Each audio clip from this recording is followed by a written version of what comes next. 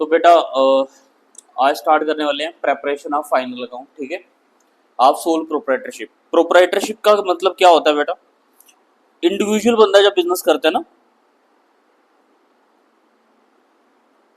जब individual honour जो होता है बिजनेस करता है विद अनलिमिटेड लाइबिलिटी, है ना, individual decision making, risk taking capacity, ये सब किसके बात हो रही है? सोल प्रोप्राइटर की बात हो रही है। ये बोल रहे हैं कि फाइनल अकाउंट्स बनाओ सोल प्रोप्राइटर के। ठीक है, तो अभी फिलहाल जो यूनिट 1 चल रहा है इसमें, वो इसमें आपको मैं पहले सिलेबस में बता दूं थोड़ा सा। एक बार सिलेबस में थोड़ा डिस्कस कर लेता हूँ मैं आपसे। ये देखो, प्रेपरेशन ऑफ फाइनल अकाउंट हमारा चल रहा है सोल प्रोप्राइटरशिप। उसमें 2 यूनिट हमारे, final account of non manufacturing concern और फिर मैन्युफैक्चरिंग एंटिटीज। मैन्युफैक्चरिंग में हो गया जैसे फैक्ट्री के अकाउंट्स कैसे बनते हैं, है ना, प्रोडक्शन के अकाउंट्स कैसे बनते हैं, तो उसके लिए हमने ये करना है। तो 2 चैप्टर है इसमें, एक हमारा नॉन मैन्युफैक्चरिंग, एक मैन्युफैक्चरिंग। क्लियर? अब ये फाइनल अकाउंट होता क्या है बेटा, मैं वो बता देता हूँ, साथ साथ ये डायग्राम बनाओ।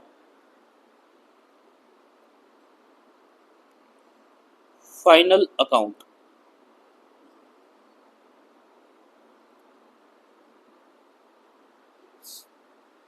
देखो फाइनल अकाउंट बनाने से हमें 2 चीजों का पता चलता है। ठीक है, सबसे पहली चीज है वो हमारी है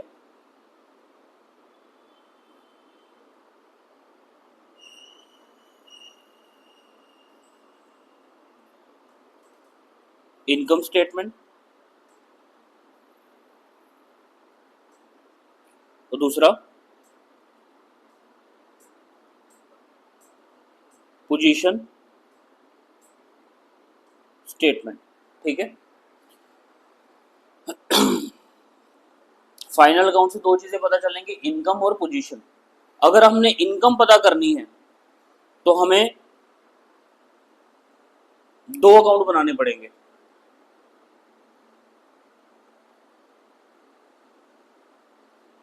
जिसको बोलते हैं हम trading account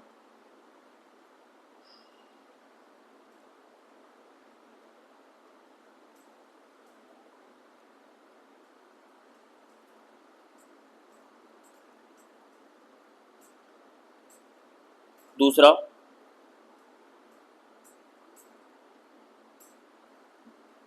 profit and loss account. ठीक है, और पोजीशन पता करने के लिए हमें क्या बनाना पड़ेगा?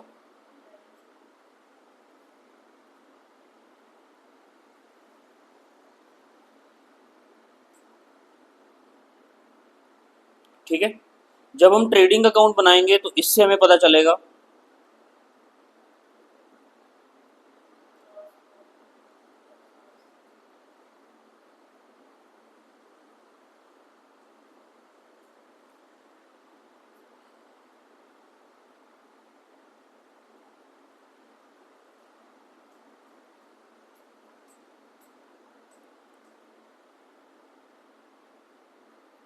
और प्रॉफिट एंड लॉस बनाने से पता चलेगा नेट प्रॉफिट।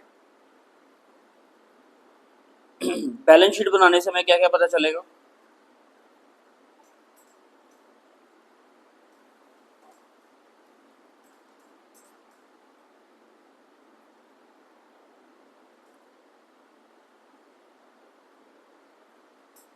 अपनी एसेट्स का और लाइबिलिटीज का। एक सबसे इंपॉर्टेंट चीज वो क्या है हमारी? कैपिटल। ठीक है, वैसे तो लाइबिलिटी के साथ ही आती है, बट कैपिटल का भी पता चलता है कि कैपिटल हमारी बढ़ी है कि कम हुई है। ठीक है, तो ये फाइनल अकाउंट का एक माइंड मैप है जिससे हमें क्लियर हो जाता है कि क्या करने से क्या पता चलता है। देखो, इनकम क्यों जरूरी है? इनकम बिजनेस के लिए इसलिए जरूरी है कि हमें पता चले कि हमारा बिजनेस सरवाइव कर पा रहा है कि नहीं कर पा रहा है ना। रेवेन्यू नहीं होगा तो डेली ऑपरेशंस कैसे बिजनेस के चलेंगे? समझ आई बात? बिजनेस में पैसा ही नहीं आएगा तो फिर वो बिजनेस थोड़ी ना हुआ। बिजनेस में जब रेवेन्यू आएगा, खर्चे निकलेंगे, कुछ पैसा बचेगा, तभी हम अपना आपको कहेंगे कि हम बिजनेस कर रहे हैं। ऐसे तो वो बिजनेस थोड़ा ना हुआ, फिर तो वो वेलफेयर हो गया लोगों का। तो फाइनल अकाउंट से हमें इनकम का पता चलता है। इनकम पता करने के लिए 2 खाते हम बनाते हैं, ट्रेडिंग और प्रॉफिट एंड लॉस। और पोजीशन, पोजीशन होता है कि हमारे बिजनेस का मार्केट में क्या अस्तित्व है, मार्केट में क्या वैल्यू हमारे बिजनेस की, हम मार्केट में कहाँ सर्वाइव करते हैं, हमारा मार्केट में कितना नाम है। तो नाम किससे पता चलता है बेटा, एसेट से और लायबिलिटीज से, है ना। कि जितना हमारा दबदबा दिखेगा वो किससे दिखेगा, बैलेंस शीट से दिखेगा हमारा। तो ये था हमारा फाइनल अकाउंट का एक माइंड मैप। अब इन्होंने भी देखो ये किया हुआ है, नॉन मैन्युफैक्चरिंग एंटिटीज में फाइनल अकाउंट के लिए क्या क्या बनता है हमारा, ट्रेडिंग, प्रॉफिट एंड लॉस और बैलेंस शीट बनती है, ठीक है। और इनकम पता करने के लिए ये पूरा माइंड मैप वही है ना। तो एसेट लायबिलिटीज का पता चलता है इसमें। बाकी इसका डिफरेंस है वो आप समझ, अभी मैंने बता ही दिया कि क्या डिफरेंस है इसका।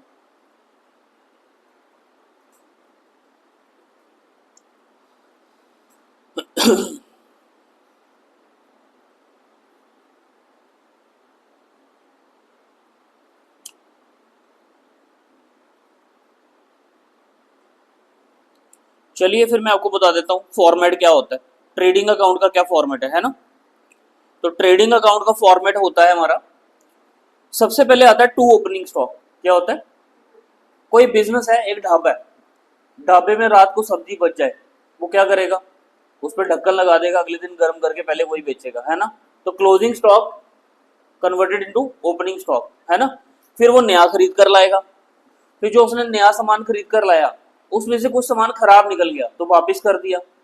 उस सामान को लाने के लिए और बनाने के लिए जो खर्चा आता है, उस सामान को लाने के लिए और जो बनाने के लिए खर्चा आता है उसको क्या बोलते हैं हम, डायरेक्ट एक्सपेंस। क्या बोलते हैं, प्रोडक्ट बनाने पे और लाने पे जो खर्चा आता है उसको बोलते हैं डायरेक्ट।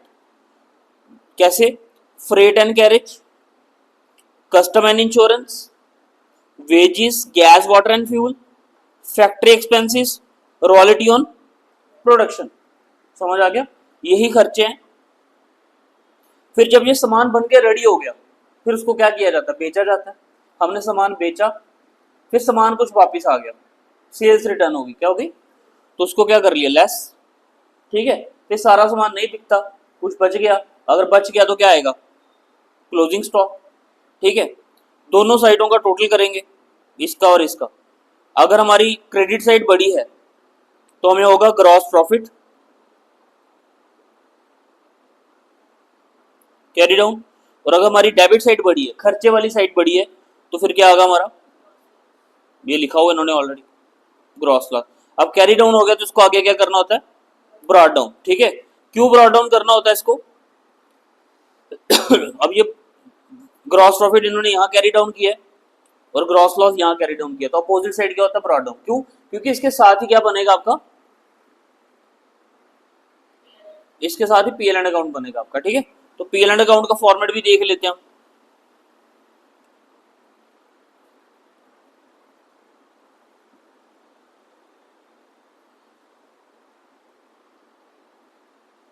ये उसकी जर्नल एंट्री, जर्नल एंट्री आपको आती है। अगर टू वाली साइड है तो वो क्रेडिट होती है, तो डेबिट में जितनी आइटम है वो सारी टू में चले जाएंगी, जैसे फॉर्मेट में दिया है आपको। ये ट्रेडिंग अकाउंट है तो ये डेबिट हो गया, to opening stock, to purchase, to direct expense, है ना, सेल्स, टू ट्रेडिंग अकाउंट। तो सारी एंट्रीज इसकी ऐसे बनेगी हमारी, क्लोजिंग स्टॉक टू ट्रेडिंग, ठीक है। अब जैसे इन्होंने एक इलस्ट्रेशन भी दी हुई है और ये कह रहे हैं कि कॉस्ट ऑफ गुड सोल्ड निकाल के दिखाओ। क्या निकाल के दिखाओ, तो कॉस्ट ऑफ गुड सोल्ड का सिंपल फॉर्मूला क्या होता है,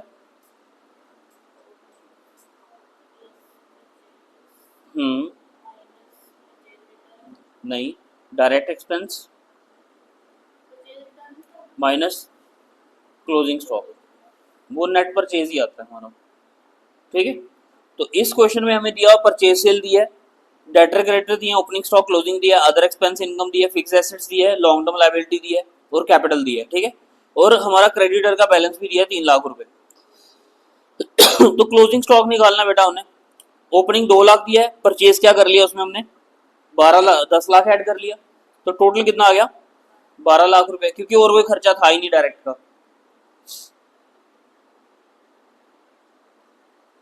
ठीक है।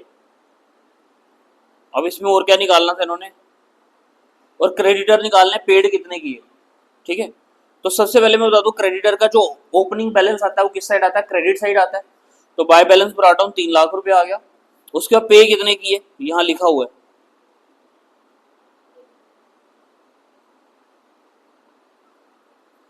अच्छा निकालना है, ये बैलेंसिंग फिगर हमारा, ठीक है। तो उसके बाद परचेज कितनी की थी हमने, 13 लाख की।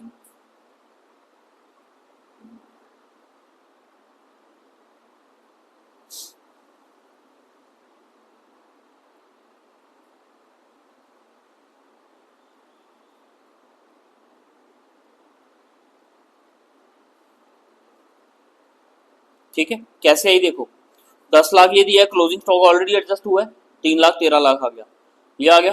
बैलेंस कैरी डाउन कितना दिया हमारा क्रेडिटर का, 4 लाख दिया हुआ है। टोटल करेंगे 16 लाख, इधर सॉरी इधर का 16 लाख आया, 4 लाख माइनस किया तो बैलेंसिंग फिगर कितना आ गया, 12 लाख रुपए। तो ये हमारा क्लोजिंग क्रेडिटर निकल गया। ये तो बेसिक क्वेश्चन है जो हमने पहले भी पढ़े हैं, तो इसको देख लो। बाकी ये देखो हमें बोला हुआ इन्होंने, ओपन इलस्ट्रेशन 2 है, ओपनिंग इन्वेंट्री दिया 1 लाख, परचेजेस दिए 6,72,000, कैरेज इनवर्ड दिया 30,000, वेजेस दिए 50,000, सेल्स दिए 11 लाख, रिटर्न्स इनवर्ड दिए 1 लाख, रिटर्न्स आउटवर्ड दिए 72,000, क्लोजिंग इन्वेंट्री कितनी दी है 2 लाख।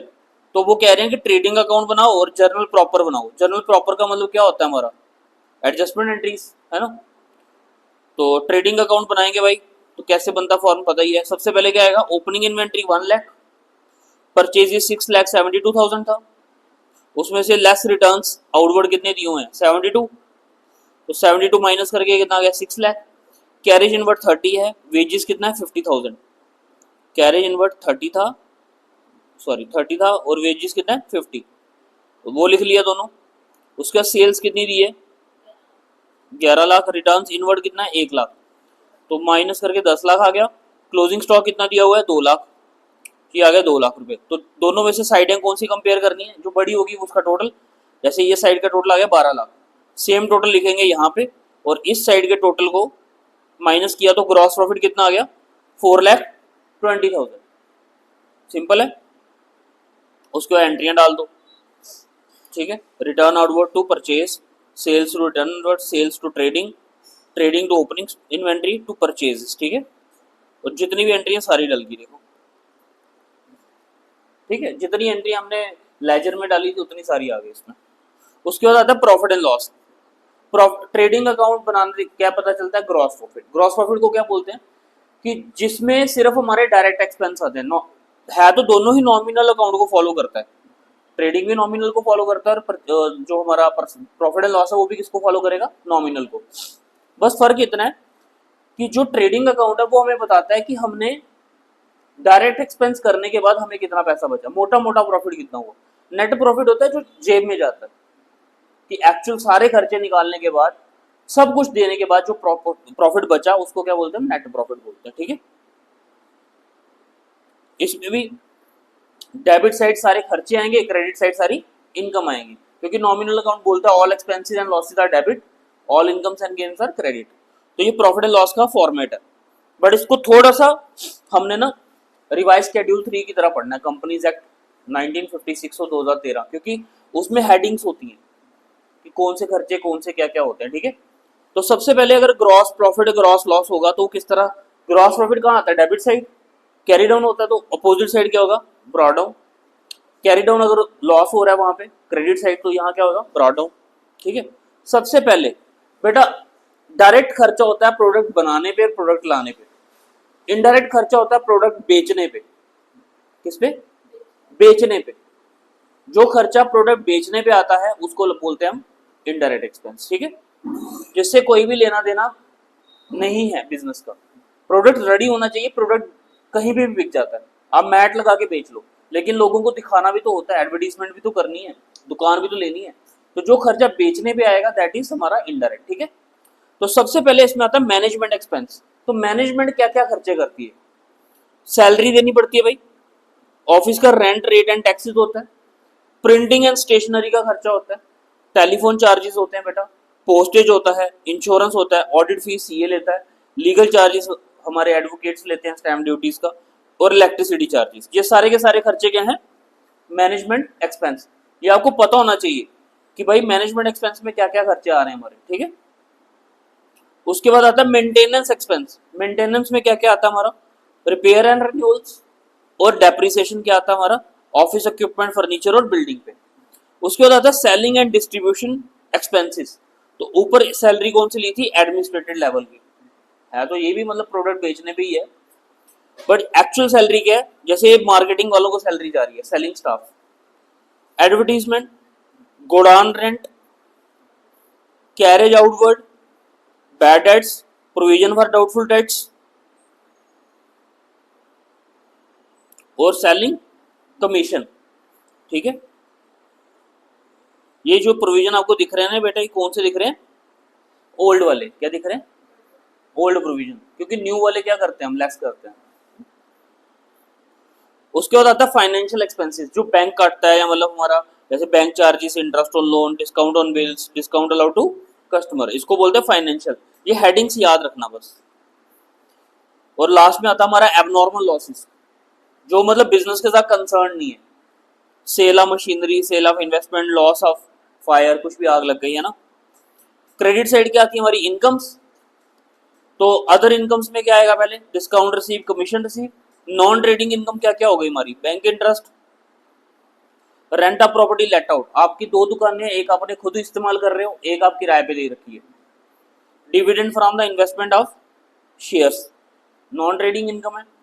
एबनॉर्मल गेन्स क्या हो गया, कोई मशीन बेच के पैसा आया और कोई फायदा हुआ हमें इन्वेस्टमेंट बेच के। ठीक है, दोनों साइडों का टोटल करेंगे तो जो साइड बड़ी होगी, अगर ये वाली साइड बड़ी है तो क्या आ जाएगा हमारा, net profit transfer to capital account. ये पता ही आपको सारी कहानी। ठीक है, क्लोजिंग एंट्री क्या बनेगी इसकी, प्रॉफिट एंड लॉस टू, इसमें जो सबसे इंपॉर्टेंट एंट्रीज है ना वो यही वाली बेटा, ये वाली एंट्रीज है। ठीक है,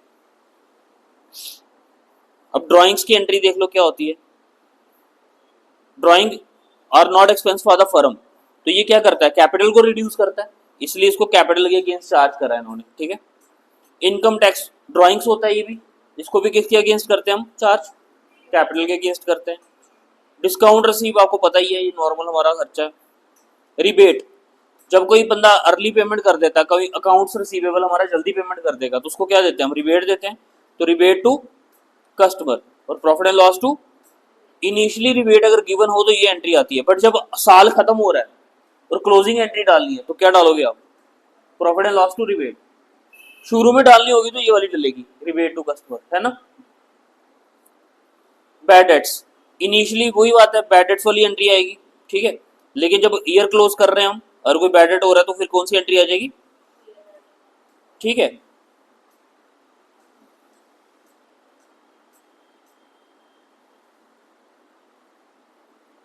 उसके बाद इन्होंने बोला है अगर इन केस हम प्रोविजन फॉर डाउटफुल डेट्स का अकाउंट बना रहे हैं, ऑलरेडी प्रिपेयर्ड है, देन बैड डेट्स को हम रिटर्न ऑफ क्या करेंगे, फर्स्ट फ्रॉम इट एंट्री क्या बनेगी, provision for bad debts debit to, पुराने बैड डेट्स को राइट ऑफ करने की एंट्री है। तो जो प्रोविजन हमारे क्रेडिट होते हैं, तो जब वो राइट ऑफ होंगे तो क्या हो जाएंगे, डेबिट, ये entry. Bad debts recover to profit and loss. जैसे थर्ड इलस्ट्रेशन दिया आपको, रेवेन्यू एक्सपेंस ग्रॉस प्रॉफिट दिया निकाल, messrs ABC trader for the year ended 31 March 2022 were as follow. ठीक है, तो ग्रॉस प्रॉफिट कितना दिया इसमें आपको, 4,20,000, सैलरी दिया 1,10,000, डिस्काउंट रिसीव्ड दिया है क्रेडिट में, डिस्काउंट अलाउ भी दिया हुआ है, बैड डेट्स भी दिए हैं 17,000, डेप्रिसिएशन भी दी है, लीगल चार्जेस भी दिए हैं, कंसल्टेंसी फीस भी दी है, ऑडिट फीस भी दी है, इलेक्ट्रिसिटी चार्जेस भी दिए हैं, टेलीफोन सबके खर्चे कितने 12,000, स्टेशनरी दी है 27, और इंटरेस्ट पेड ऑन लोन कितना दिया है 70। तो प्रॉफिट एंड लॉस अकाउंट बनाना हमने क्या करना है, तो सबसे पहले क्या आएगा, ग्रॉस प्रॉफिट ब्रॉट डाउन। ठीक है, 4,20,000, और जो भी खर्चे थे वो हमने कहा लिख दिए डेबिट साइड। सैलरी 1,10 आ गई, डिस्काउंट क्रेडिट में आ गया 18,000, डिस्काउंट डेबिट में आ गया 19,000, सीक्वेंस में लिखा हुआ है, बैड डेट्स दिए 17,000, डेप्रिसिएशन दिए 65,000। ठीक है, लीगल चार्जेस दिए 25,000, कंसल्टेंसी फीस कितनी दी है 32, ऑडिट फीस कितनी दी है 1,000, इलेक्ट्रिसिटी चार्जेस कितने दिए 17, टेलीफोन एंड टेलीग्राम कितना दिया है 12,000। स्टेशनरी कितना दिया है? 27। और इंटरेस्ट पेड ऑन लोन कितना दिया है? 70। सारी आइटम्स हो गई, टोटल करेंगे। ठीक है, टोटल करने के बाद जो हमारा नेट प्रॉफिट आया वो बैलेंसिंग फिगर है, तो इसको कैरी डाउन नहीं करते, इसको कहाँ ट्रांसफर करते हैं हम? कैपिटल में करते हैं। अब इसकी इन्होंने क्लोजिंग एंट्रीज डाली हुई है, तो क्लोजिंग एंट्री क्या आएंगी? प्रॉफिट एंड लॉस अगर यहाँ पे क्या हो रहा है? डेबिट, तो ये सारी क्या हो जाएंगी? क्रेडिट। और एक एंट्री हमारी आएगी discount receive account debit to profit and loss, gross profit की आ गई। Profit and loss to net profit आ गया हमारा ये, और नेट प्रॉफिट टू कैपिटल की एंट्री आ गई ये। समझ आ गई बात? कोई दिक्कत?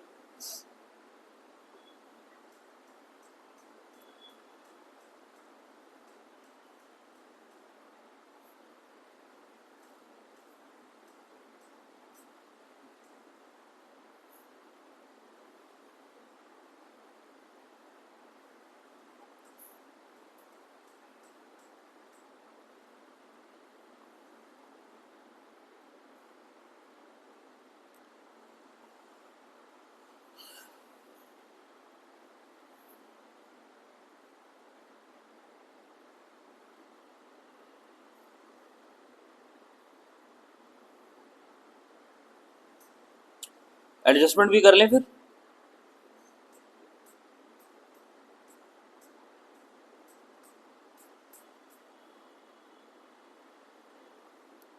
चलो पहले मैं एडजस्टमेंट कराता हूं आपको।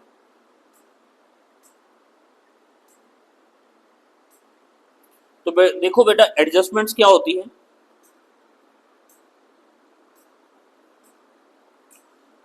पहली नंबर पे, ठीक है, हमने एक अकाउंट पढ़ा था जिसका नाम था पर्सनल रिप्रेजेंटेटिव अकाउंट। ठीक है, इसमें हम पढ़ते हैं आउटस्टैंडिंग और प्रीपेड। ठीक है, आउटस्टैंडिंग को ड्यू बोलते हैं और प्रीपेड को एडवांस। ठीक है, आउटस्टैंडिंग हमारा खर्चा भी होता है और इनकम भी होता है। एडवांस हमारा खर्चा भी होता है और इनकम भी होता है। ठीक है, जो आउटस्टैंडिंग खर्चा है वो क्या है? हमारी लायबिलिटीज है, और जो इनकम है वो हमारी प्रीपेड एक्सपेंस हमारा क्या है? एसेट। और प्रीपेड इनकम क्या है? हमारी। ठीक है, कैसे? किसी को पैसा देना है, फ्यूचर ऑब्लिगेशन है ना, तो कर्जा है ना, तो लायबिलिटी। किसी से पैसा लेना है तो अकाउंट्स रिसीवेबल है भाई, हेल्पफुल है, पैसा आएगा, तो एसेट है ना। प्रीपेड एक्सपेंस, आपने कोई एडवांस खर्चा कर दिया है, जैसे मोबाइल का रिचार्ज करा लेते हो, फिर फोन चलाते हो, इंटरनेट चलाते हो ना, तो प्रीपेड एक्सपेंस होता है खर्चा कर लिया और इस्तेमाल फ्यूचर में करेंगे। वैसे ही इंश्योरेंस जब आप पे करते हो तो पूरे साल का कर देते हो, तो पूरा साल आप टेंशन फ्री हो गए नहीं कि इंश्योरेंस तो है ही है। वैसे ही अगर आपने किसी से एडवांस पैसा ले लिया तो वो क्या बन जाती है? लायबिलिटी, क्योंकि काम पूरा करके देना आपने, है ना। तो कैसे इसका ट्रीटमेंट है वो देखो।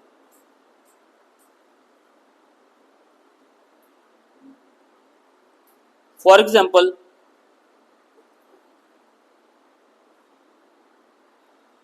ये बना रहे हैं हम trading and profit and loss.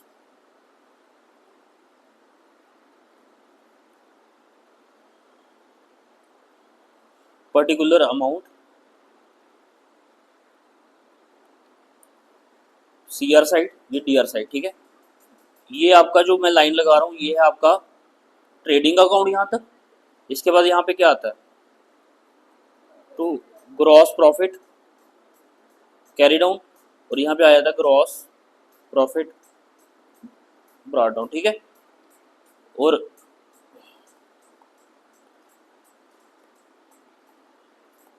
यहाँ पे क्या आता है आपका? To profit. ठीक है, बैलेंसिंग।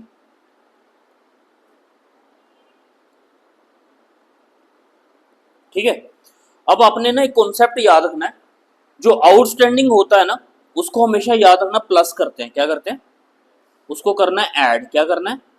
चाहे वो लाइबिलिटी हो चाहे वो एसेट हो, जहां पे भी आपको आउटस्टैंडिंग दिखे तो आपने एडजस्टमेंट में क्या करना है? उसको ऐड करना है।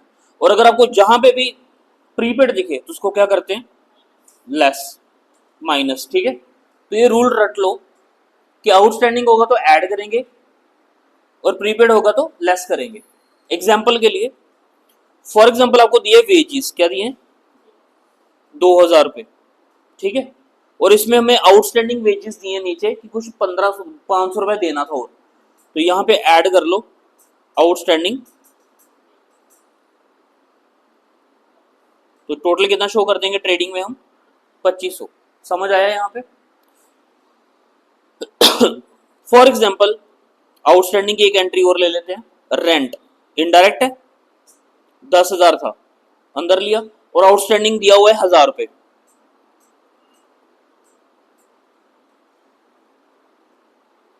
तो 11,000 आ गया यहाँ पे। अब ये थी आउटस्टैंडिंग की एग्जांपल, क्लियर हो गई आपको। अब अगर कोई आपने इंश्योरेंस किराया हुआ है, ठीक है, 1500, उसमें से प्रीपेड है 250, तो इसको माइनस करके यहाँ पे लिखेंगे 1250। प्रीपेड लेस होगा, आउटस्टैंडिंग ऐड होगा, चाहे वो इनकम है चाहे वो कुछ भी है। आई बात समझ। जैसे एक आपको इनकम की भी एक एग्जांपल दे देता हूं मैं, ठीक है। जैसे आपको यहाँ पे दिया है इंटरेस्ट रिसीव्ड, ठीक है, 1,000 रुपये, ठीक है, और कोई आउटस्टैंडिंग इंटरेस्ट है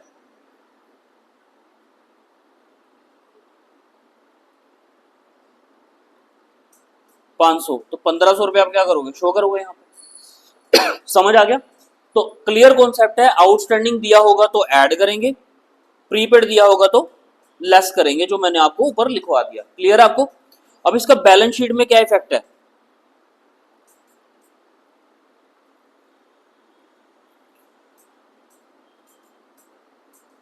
बैलेंस शीट का फॉर्मेट होता है हमारा एसेट अमाउंट,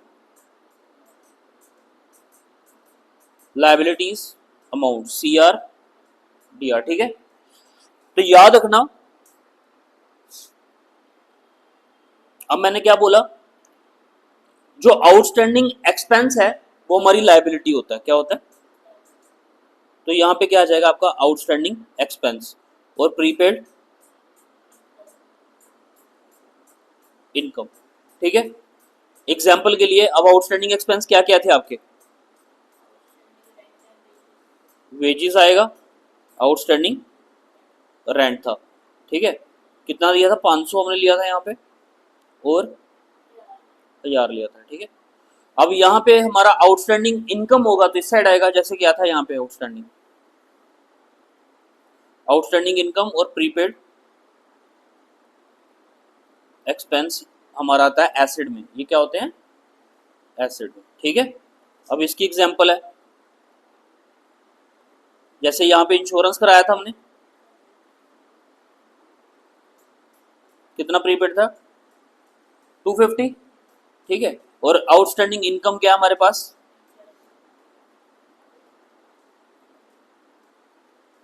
कितना था, तो ये इसका बैलेंस शीट का ट्रीटमेंट आ गया। क्लियर है। तो ये था आपका एडजस्टमेंट नंबर 1, आउटस्टैंडिंग और प्रीपेड। क्लियर। अब दूसरा करें,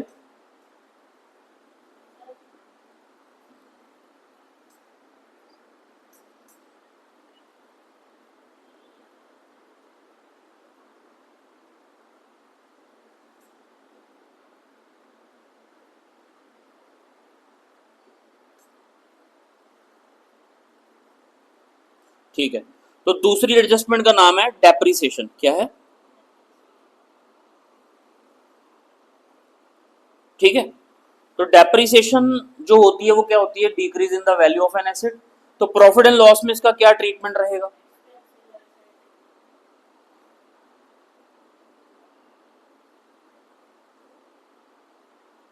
ये आपका आ गया प्रॉफिट एंड लॉस अकाउंट। और यहाँ पे जैसे फॉर एग्जांपल मशीनरी पे डेप्रिसिएशन दी है, तो depreciation on plant and machinery जितनी भी होगी, जैसे 2 लाख पे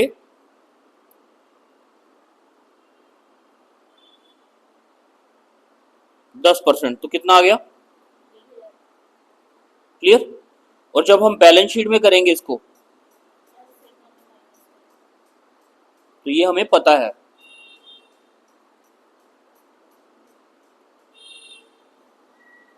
ठीक है, तो जैसे इधर लिखेंगे प्लांट एंड मशीनरी कितने की है, 2 लाख की, लेस कर लेंगे इसमें से डेप्रिसिएशन कितना, 20,000, तो यहाँ आ जाएगा हमारा 1,80,000। यहाँ तक समझ आ गया बेटा। तो ये था आपका एडजस्टमेंट नंबर 2। ठीक है, एडजस्टमेंट नंबर 3, हाँ बैड डेट्स भी हैं, इसके अलावा आपका वो भी बैड डेट्स में ही आ जाएगा। इंटरेस्ट ऑन लोन क्या आ जाएगा, तो वो इंटरेस्ट ऑन लोन आपको समझ आ जाएगा कैसे है, सिंपल निकाल के हमने सेट शो कर देना। ठीक है, चलो बैड डेट्स ही कर लेते हैं जो इंपॉर्टेंट है। Bad debts and it's provision. ठीक है, तो पहले ट्रीटमेंट सिखाऊंगा आपको मैं प्रॉफिट एंड लॉस पे।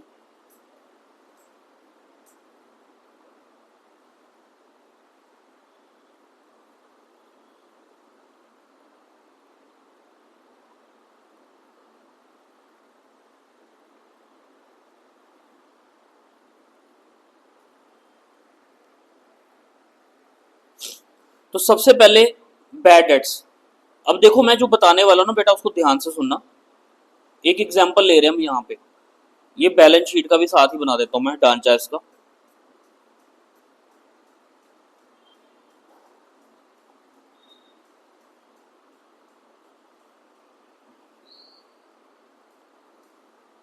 ठीक है, अब इधर मैं थोड़ा सा आपको बता देता हूं। फॉर एग्जांपल ये आपका क्या होता है, ट्रायल बैलेंस,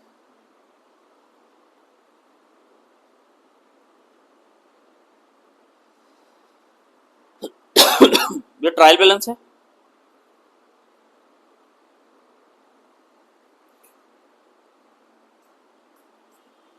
जो चीजें आपको ट्रायल बैलेंस के अंदर दी होती हैं, जैसे फॉर एग्जांपल बैड डेट्स दी हैं आपको ट्रायल बैलेंस के अंदर, एग्जांपल के लिए 2,000 क्या दिए, ये डेबिट साइड होती है, ये क्रेडिट साइड होती है। ठीक है, फॉर एग्जांपल बैड डेट्स दिए आपको 2,000 और प्रोविजन फॉर बैड डेट्स दिए कोई पुराने वाले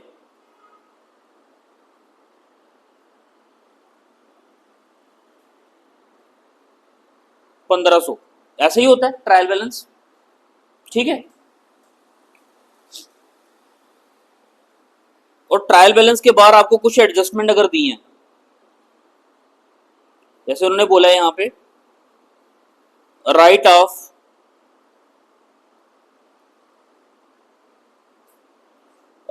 फर्दर, ये क्वेश्चन एक केस स्टडी दे रहा हूं उससे समझ आएगा। Right of further bad dates 1,000 and create 5% provision on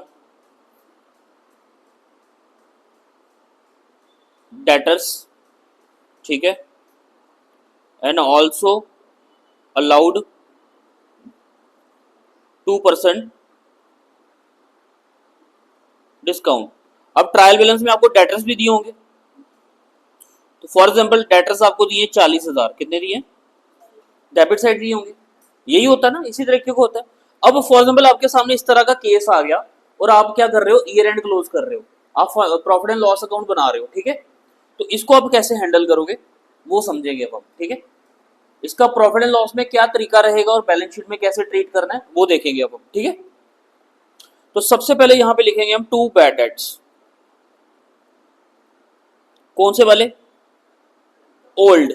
old कौन से होते हैं, जो ट्रायल बैलेंस के अंदर है। न्यू कौन से हो गए, जो ट्रायल बैलेंस के बाहर है। तो ओल्ड कितने दिए हमारे पास, ठीक है, add further bad debts, further होते हैं जो न्यू वाले हैं। ठीक है, तो न्यू वाले कितने, 1,000, मैं लिख भी देता हूं यहां पे ब्रैकेट में, न्यू वाले 1,000। फिर हम इसमें करेंगे ऐड न्यू प्रोविजन। तो न्यू प्रोविजन कैसे निकलेंगे बेटा, देखो 40,000 के आपके क्या थे, डेटर्स, उसमें से लेस करेंगे हम new bad debts, new bad debts ये वाले। ठीक है, कितना बचा 39,000। अब इसके ऊपर लगाएंगे 5%। कितने परसेंट लगाओ जरा, कितना आता है? क्यों? वो ओल्ड है बेटा, वो ओल्ड प्रोविजन है। हाँ हाँ मैं बताता हूँ, उसका भी बताता हूँ, पहले सीख लो। तो कितना आएगा 39,000 पे 5%? कैलकुलेटर है भैया, अब अलाउड हो चुका है, ये मत सीबीएसई मत समझो। 19,500 आ जाएंगे ना। ये आ गया हमारे न्यू प्रोविजन, कितने निकल कर आए?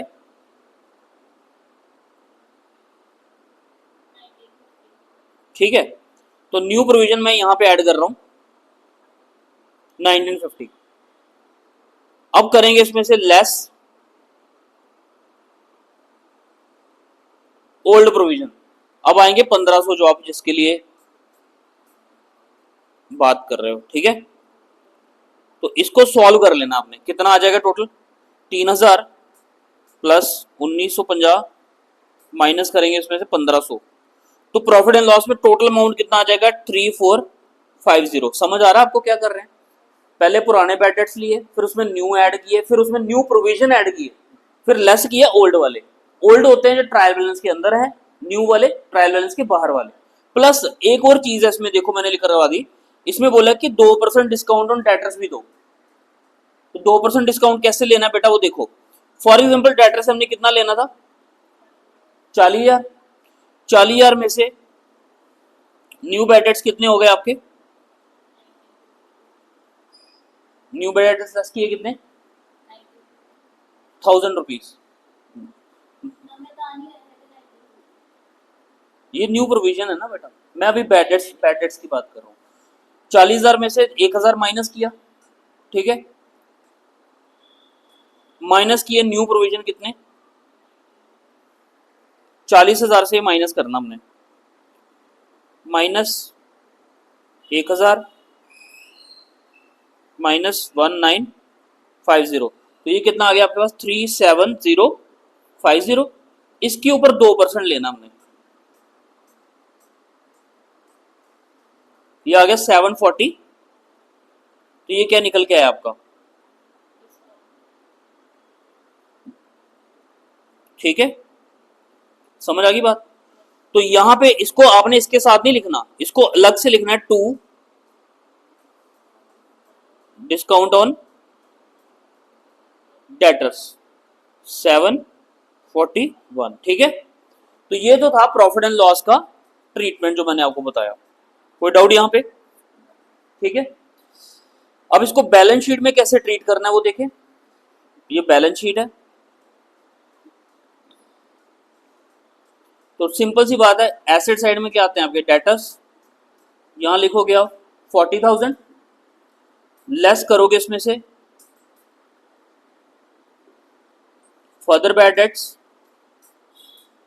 लेस करोगे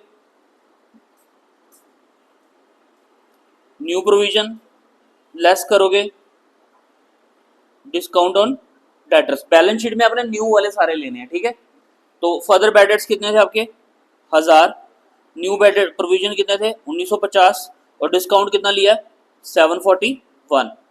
तो इन सबको लेस करने के बाद वैल्यू जो आएगी हमारी,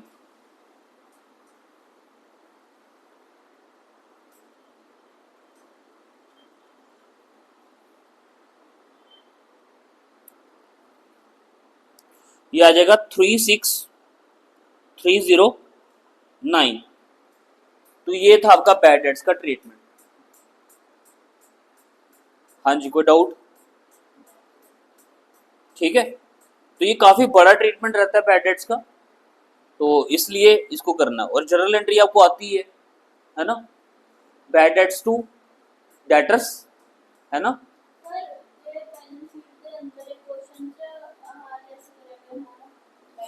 पुराने होते हैं वो, ओल्ड वाले होते हैं। अगर आपको देखो बैलेंस शीट कैसे दी होगी, ये आप पार्टनरशिप वाली बात मत करो, वो कॉन्सेप्ट अलग है। यहाँ पे आपको ट्रायल बैलेंस दिया होगा। अब आप ये प्रॉफिट एंड लॉस किससे बनाने वाले हो? ट्रायल बैलेंस से। तो ट्रायल बैलेंस के साथ कुछ एडजस्टमेंट्स दी होंगी जो अकाउंटेंट से छूट जाती हैं, तो वो आपने ठीक करके क्या करनी है, इनकी एंट्रियां करनी है। वो पार्टनर्स कैपिटल का कॉन्सेप्ट था। और जो बैलेंस शीट आपको दी होती है उसमें जो प्रोविजन होते हैं वो ओल्ड वाले होते हैं। क्या होते हैं? ओल्ड होते हैं। इसलिए उसको भी क्या किया होता है, लेस, और इसको भी क्या किया है। आगे बात समझ? ठीक है, इतना रखते हैं, कल हम करेंगे बैलेंस शीट और बाकी क्वेश्चंस करेंगे। ठीक है, काफी लंबा चैप्टर है वाला, थोड़ा आराम से समझेंगे।